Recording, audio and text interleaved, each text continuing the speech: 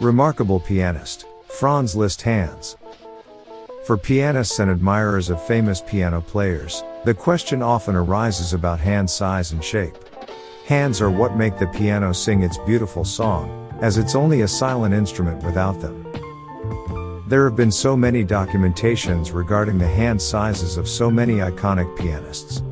From Rachmaninoff to Sir Elton John and so many popular names in between, we know a lot about each of their hands. But, what about Franz Liszt's hands? What's so remarkable about them? And why are we going to be focusing on them? Well, keep watching and you'll soon find out. Franz was in many ways the most famous virtuoso pianist and composer of his day. To study almost any of his compositions requires substantial skill, impeccable technique, and stamina. Some claim that Liszt's hands were not in the realms of Rachmaninoff's but could easily stretch a tenth, C to the E an octave above for example, others that they were larger. But, that's not where you should be focusing. Where the greater interest is contained is not the fact that Liszt's hands were larger than average but the way his hands were formed. Throughout Franz Liszt's life casts of his hands were made. Looking at the cast currently in the Liszt Museum in Weimar, you can see that Liszt's hands were not, on the surface of it, out of the ordinary.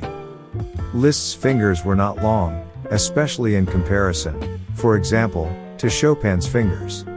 Liszt's hands have the appearance of being quite slender. What singles out Liszt's hands is the small amount of connective tissue between the fingers that only begins at the very base of each finger, making large spans on the piano easily achievable. It may also account for the astonishing dexterity Liszt displays in his piano music. Liszt's fingers did not have that characteristic pointed appearance that many pianists possess. Instead, they were somewhat blunt-ended. When you consider this further, it means Liszt's fingertips would have had a large surface area in contact with the piano keys that would be a significant advantage as a pianist.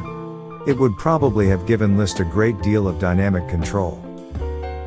There also appears to be a certain muscularity in the appearance of Liszt's hands that, whilst not entirely unexpected, is not always the case with the hands of other pianists. Today Liszt's music is widely performed and he is rightly celebrated as a virtuoso pianist and innovative composer whose compositions number around 700. It is also important to recognize the contribution his hand structure made to his ability to reach the dizzy heights that he climbed to. His work presents a substantial challenge for any pianist if they are aiming to play the way the composer would have and do justice to his music. Liszt's hands were as unique as the man himself. Maybe we, as pianists, should not be too hard on ourselves if we find playing Liszt's compositions a Herculean challenge, as I suspect not many of us have hands like him, making the task of playing these pieces a touch more difficult. Nevertheless, Liszt has left us with a rich and diverse catalog of beautiful music that we can enjoy even if we do not aspire to be a virtuoso pianist, and now you know how his unique hands helped him with that.